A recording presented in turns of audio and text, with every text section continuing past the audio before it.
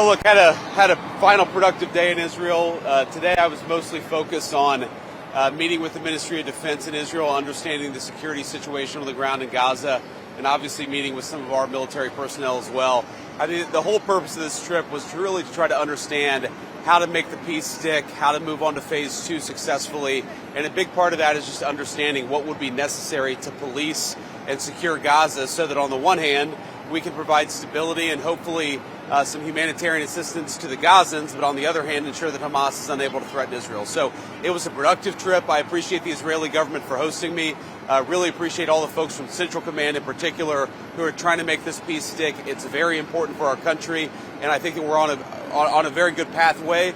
It's very early, but I do think that we've made a lot of progress in understanding what the composition of the ISF would look like and understanding what would be necessary for it to actually be effective, and then just to understand how Central Command is going to work with the troops who are going to actually be on the ground. Again, no American troops on the ground, but American troops supervising and mediating the peace, understanding what that relationship would look like. That's really what I was here to do. Well, look, our hope in the administration is that the International Security Force is going to now take the lead in disarming Hamas. That's going to take some time, and it's going to depend a lot on the composition of that force. There are certain countries who I expect will be quite good at it. There are other countries that can play a role, but I don't think are going to be quite as useful. But a lot of that depends on which forces actually come to bear and how we're actually able to implement this phase 2 of the peace plan. I do think that we're in a good place. I mean, for all of the difficulties and all the problems, right now, I think we can say with confidence that Israel is respecting the ceasefire, Hamas is respecting the ceasefire. Well, I think that we could actually have tens of thousands of Gazans moving into southern Gaza, where, again, you have the Hamas-free zone in the next couple of months, and then tens of thousands beyond that. I think the hope is to rebuild Rafah over the next 2 to 3 years, and theoretically you could have 500,000 people live in a rebuilt Rafah. But again, it's going to be sequencing. You're going to have first some people, and then more, and then hopefully in a couple years, 500,000 people living in security, living in comfort, and also living in a situation where they're not threatening their Israeli neighbors. Oh yeah, that was weird. I was sort of confused by that. Now, I actually asked somebody about it, and they told me that it was a symbolic vote, some symbolic vote to recognize or a symbolic vote to annex the West Bank. I mean, what I would say to that is when I asked about it, somebody told me that it was a political stunt, that it had no practical significance. It was purely symbolic.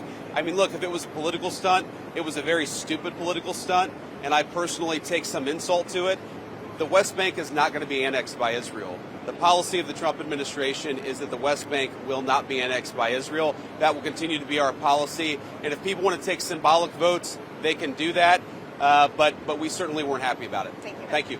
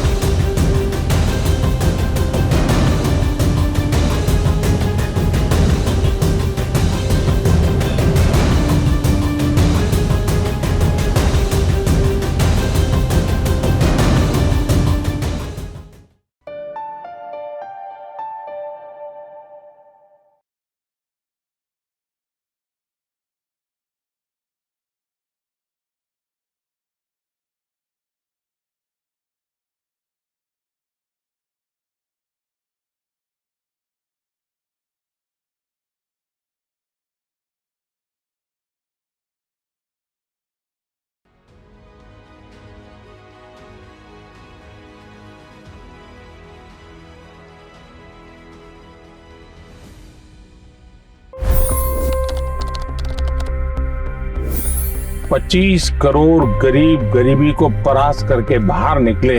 For the good of our nation, let's work together and let's truly make America great again. The fastest news breaks. Requested PM saying that we will have to speak to Putin and to Zelensky.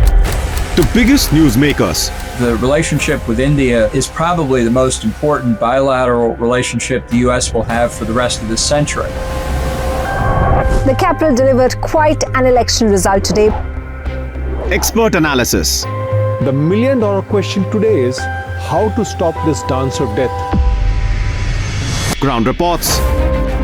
I'm standing at the crossroad of the Kumbh Mela. Behind me are more than 100 entry ghats. Long-form interviews. Exclusionary politics is reflected in Manipur case as well. You don't border because this is a small state. Deep dive into burning issues. It's often said DRC could be the richest country in the whole world. It's because of what sits underneath. Why exactly did the US topple the Sheikh Hasina government? HT videos. We don't just break news, we break it down.